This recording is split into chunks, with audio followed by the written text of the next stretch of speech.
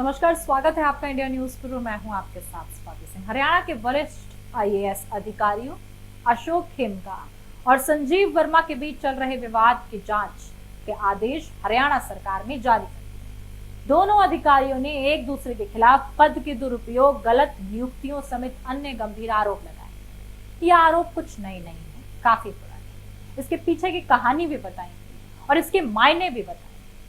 इन आरोपों की जांच के लिए सरकार ने गृह सचिव और वित्तायुक्त TVSN प्रसाद को जांच अधिकारी नियुक्त किया है। गौरतलब है कि दोनों ही आईएएस अधिकारियों ने एक दूसरे के खिलाफ जांच के लिए प्रदेश के मुख्य सचिव को पत्र किया। लंबे समय से चल रहे इस विवाद को देखते हुए अब हरियाणा सरकार ने दोनों ही आईएएस के खिलाफ मिली शिकायतों की जांच का फैसला। इस संबंध में मंगलवार को सरकार ने जांच के आदेश जारी किए। जांच के बाद ही साफ हो सकेगा कि आरोप सही है या झूठे। वरिष्ठ आईएएस संजीव वर्मा कई बार पत्र लिखकर इन मामलों की सीबीआई से जांच की मांग कर चुके हैं। पद के दुरुपयोग और गड़बड़ी के आरोप आईएएस खेमका ने आईएएस वर्मा पर सरकारी गाड़ी के दुरुपयोग, लॉगबुक में हेराफेरी और विभाग में फर्जी नियुक्तियों के आरोप लगाए। इसी प्रकार आईएएस वर्मा ने खेमका के खिलाफ अभिलेखकार विभाग, हरसेक और हरियाणा फेयर हाउसिंग में MD रहते हुए नियुक्तियों में गड़बड़ी के आरोप लगाए। बता दें कि दोनों अधिकारी एक दूसरे पर पहले FIR भी करवा चुके हैं और मामला पंजाब एवं हरियाणा हाईकोर्ट पहुंच चुका है। ऐसे में क्या आप जानते हैं कि आखिर ये पूरा मामला क्या है, कब शुरू हुआ, क्यों शुरू हुआ?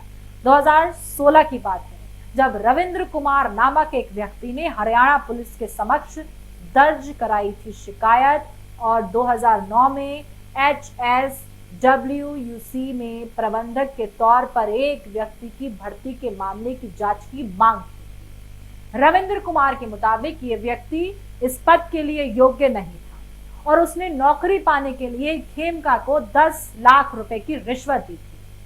2016 से ही इस मामले में दर्ज जांच रिपोर्ट, शिकायतें और प्राथमिकी हासिल की और पाया कि पुलिस और लोकायुक्त की तरफ से 2016 और 2018 के बीच कम से कम 3 बार जांच की गई, लेकिन कोई संज्ञेय अपराध नहीं पाया गया।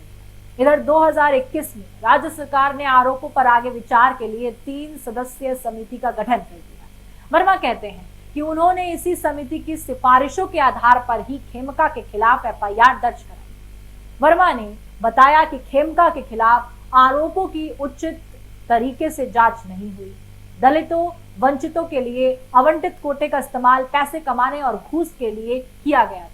नए सिरे से जांच होनी चाहिए और कम से कम ये उम्मीद तो हो कि हम कर सकते हैं। मैंने केवल अपना आधिकारिक कर्तव्य निभाया। उनकी शिकायत में कहा गया कि आईएएस अशोक खेमका जो प्रबंध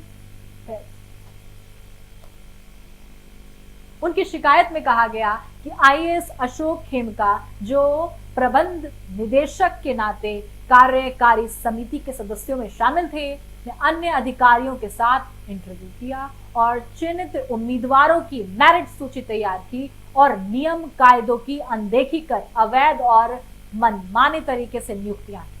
वर्मा की तरफ से प्राथमिकी दर्ज कराने के 5 दिन बाद खेमका ने हरियाणा के मुख्य सचिव संजीव कौशल को पत्र लिखकर वर्मा के खिलाफ अखिल भारतीय सेवा नियमावली के नियम 8 के तहत अनुशासनात्मक कार्रवाई की मांग की। उन्होंने वर्मा की शिकायत को झूठी और दुर्भावनापूर्ण बताया। इसके पीछे सियासी खेल क्या है, ये समझना भी जरूरी है। विच और मुख्यमंत्री के बीच तनावपूर्ण संबंध किसी से छुपे नहीं। हरियाणा, आपको बता दें, अगर देखा जाए तो उदाहरण के तौर पर 2020 में खट्टर ने राज्य के आपराधिक जांच विभाग को अपने अधीन ले लिया था। हालांकि ये परंपरागत तौर पर गृह विभाग के दायरे में रहा है। इसके पीछे सियासी खेल क्या है? विच और मुख्यमंत्री के बीच तनावपूर्ण संबंध किसी से छिपे नहीं। उदाहरण के तौर पर देखा जाए तो 2020 में खट्टर ने राज्य के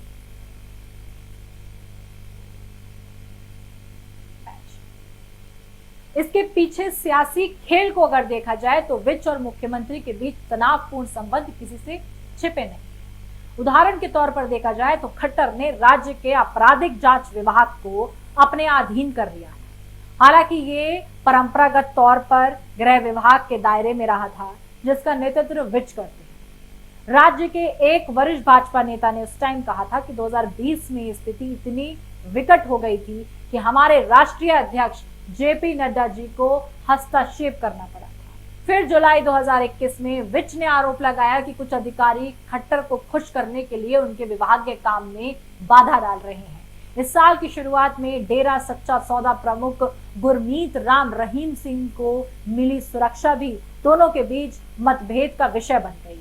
हालिया टकराव पर भाजपा के एक वरिष्ठ नेता ने कहा था कि अनिल जी हमेशा लोगों को ये दिखाना चाहते हैं कि वे ईमानदारों के साथ हैं, इसलिए वे खेमका के समर्थन में खुलकर सामने आए और खेमका को एक ईमानदार अधिकारी के तौर पर जाना जाता है। ऐसी अटकलें लगाई जाने लगी कि वह आप में शामिल हो सकते हैं। इधर आईएएस अधिकारियों के झगड़े और इसके पीछे संभावित राजनीतिक समर्थन के बारे में पीछे जानने पर हरियाणा भाजपा के महासचिव वेदपाल ने कहा कि खट्टर और विज दोनों का काम करने का अपना अपना तरीका है। उन्होंने आगे कहा कि उनकी विभिन्न विषयों पर राय अलग हो सकती है, लेकिन आखिरकार वे दोनों ही राज्य में हित में काम कर रहे हैं। इन अधिकारियों को लेकर अनिल विज और मुख्यमंत्री के बीच ऐसा कोई मतभेद नहीं है। हरियाणा के प्रभारी भाजपा महासचिव विनोद तवड़े ने कहा कि ये प्रशासनिक मुद्दे हैं और दोनों नेता बहुत वरिष्ठ हैं। उन्होंने कहा कि एक हमारा मुख्यमंत्री है और दूसरा गृह विभाग का प्रभारी